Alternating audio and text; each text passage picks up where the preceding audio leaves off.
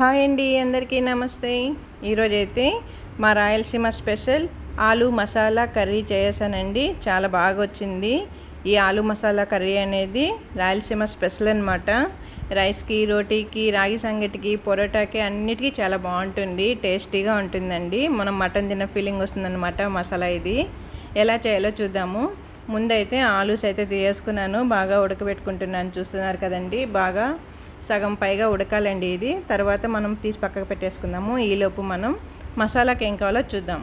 ఇదిగోండి, ఒక 3 టమోటాలు తీసుకున్నాను, 2 ఆనియన్స్, కొద్దిగా కొబ్బరి తీసుకున్నానండి. కొబ్బరి వేస్తే ఆ టేస్టే వేరే ఉంటుందన్నమాట. కొద్దిగా అల్లం ముక్క, చిన్నపాటి అల్లం ముక్క, 4-5 లవంగాలు, సోంపు, దాల్చిన చెక్క, ఒక 2-3 యాలకలు, తెల్లగడ్డపాయలు, 2 టమోటాలు తీసేసుకున్నాను. ఇదిగో చూడండి, ప్రతి మసాలా అనే దాంట్లోనూ నేను యాలకలు వేస్తానండి. టేస్టీగా ఉంటుంది, జీర్ణం కూడా బాగా అవుతుంది కదండి. ఇప్పుడు మిక్సీకి వేసుకుందాము.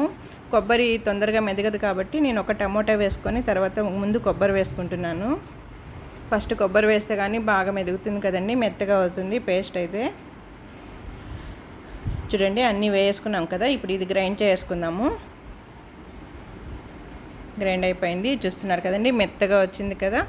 కొబ్బరి కూడా మనకి మెత్తగా గ్రైండ్ అయిపోయింది. ఇప్పుడు బాండిల్ పెట్టి 3 టేబుల్ స్పూన్స్ అయితే ఆయిల్ వేసుకున్నాను. ఆవాలు, జీలకర్ర వేసుకుంటున్నాను. అవి చిటపట అనగానే ఆనియన్స్ వేస్తున్నానండి. ఒక ఆనియన్ అయితే పెద్దపాటి ఆనియన్ కట్ చేసి పెట్టుకున్నాను సన్నగా, అదైతే వేసాను. చూడండి, బాగా వేపుకుంటున్నాను. ఇలా వేపుకోవాలండి, టేస్టీగా ఉంటుంది. కూర అయితే భలే ఉంటుందన్నమాట, చాలా బాగుంటుంది. కొద్దిగా పసుపు, బాగా అలా కలబెట్టేసుకోవాలి. ఇప్పుడు ఒక పండు అయితే తీసేసి పెట్టుకున్నానండి. టమోటా కట్ చేసి పెట్టేసుకున్నాను, పెద్ద సైజ్ ఒకటి. అది కూడా వేసుకొని బాగా మగ్గనిచ్చేద్దాము. సరే, టమోటా బాగా మగ్గింది కదా. ఇప్పుడు మనం గ్రైండ్ చేసి పెట్టుకున్న మసాలా ఇందులోకి వేసుకుందాం. కర్రీ అయితే సూపర్గా ఉంటుంది, రాయలసీమ స్పెషల్ అండి. మసాలా అంతా వేసుకొని బాగా వేపేసుకోవాలన్నమాట. ఇందులో నేను బెల్లం ముక్క అయితే వేయలేదు, కానీ ఇందులో బెల్లం ముక్క వేసామంటే మహారాష్ట్ర, తమిళనాడు సైడ్ కూడా ఇది స్పెషలే అనమాట. వాళ్ళ సీక్రెట్ అంటే ఇందులో కొంచెం చివర్లో బెల్లం ముక్క వేస్తారు.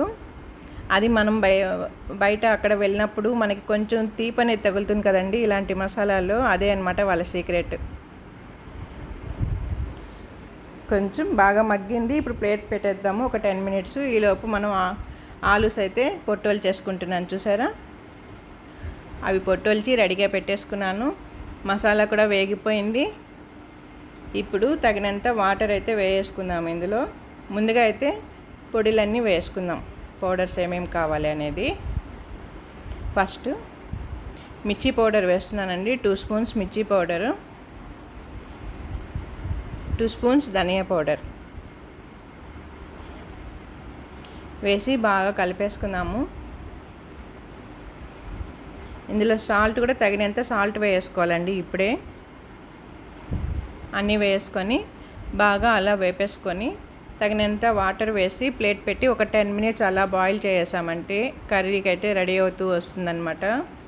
చాలా బాగుంటుంది ఇది. సీక్రెట్ చెప్పాను కదా. మీకు కొంచెం బయట హోటల్ స్టైల్లో కావాలనుకుంటే చివర్లో ఒక చిన్నపాటి బెల్లం ముక్క వేసుకున్నారంటే బాగుంటుందన్నమాట.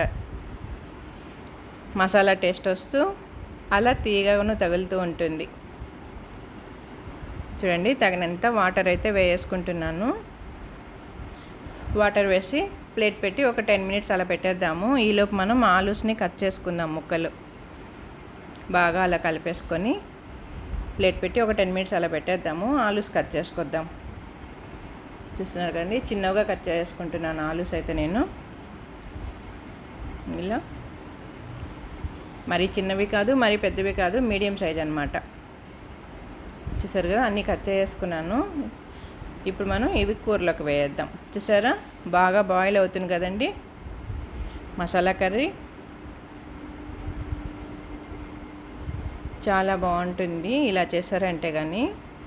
ఇప్పుడు ఆలూస్ అన్నీ ఇందులోకి వేసేద్దాం. ఓకేనా, వేసి చిన్నగా అలా కలబెట్టేసుకున్నామంటే ఆలూస్ అన్నీ కొన్ని అతుక్కొని ఉన్నాయి కదండి, మొత్తం అన్నీ సపరేట్ అయిపోతాయి. వేసాక మళ్ళీ ప్లేట్ పెట్టి ఒక 10 మినిట్స్ అలా పెట్టేద్దాం.